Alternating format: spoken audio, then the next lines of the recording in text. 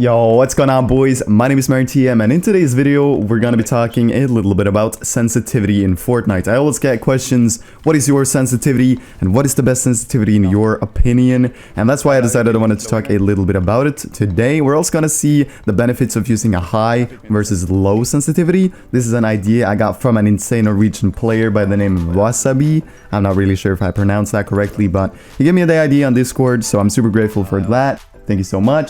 And yeah, without further ado, let's get straight into the video, boys. So in order to compare high versus low sensitivity, I'm gonna compare a few professional Fortnite players. And well, a well-known professional player that uses a high sense is the gentleman from NRG, MrSavageM, also repping Norway incredibly well. So I will be using some clips from his stream and also his YouTube channel, so check it out down in the description below.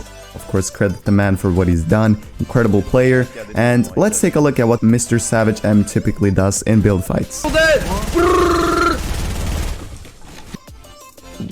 What?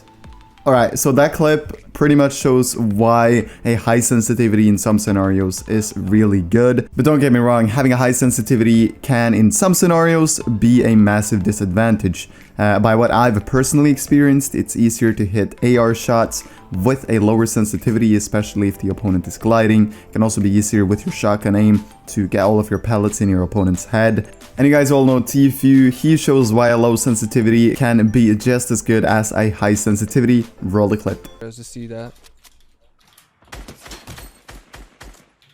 Bro, did you just think body Yes. someone again? You gotta chill. Oh my god, it's to the fucking greatest clinger. That is such an insane clip in my opinion, but of course that is not Tfue's most insane aim clip. There's a lot more out there, but this happened just recently, so I thought I'd show that. And the insane thing is that Tfue does this stuff consistently. Is that because he has a low sensitivity? No, probably not. He's incredibly skilled at the game, and yes, it does look like he builds slower than MrSavageM, but not necessarily. Having a low sensitivity just makes it so that you can't really have an as flashy playstyle as players like MrSavageM, Mongrel, and stuff like that.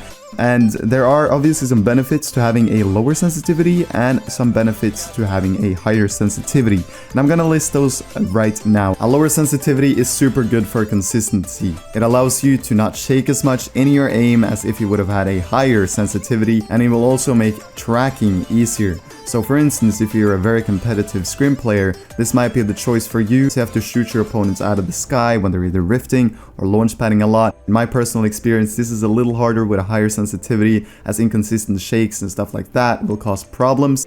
On the other side though, having a higher sensitivity will allow you to hit nutty flick shots with the pump, sniper, or other weapons. So it's really all what you value more, the consistent track aim or the nutty flick shots. I personally use a very odd sensitivity myself. I use 800 DPI, 0.09x, and 0.055y, and I've found this to be pretty ineffective for aim, but really effective for building. The aim parts might just be my fault. I don't have the best aim in the game, and it is something I'm working on quite a bit. But if you do want to become a good editor, a consistent editor, I can highly recommend this sensitivity. So what are you? Are you a high sensor or a low sensor? Let me know down in the comment section below. Also, if you guys want to support me tremendously, use code MARIN in the Fortnite item shop. And that's pretty much it, everybody. Take care, and I'll see you all tomorrow with another daily upload.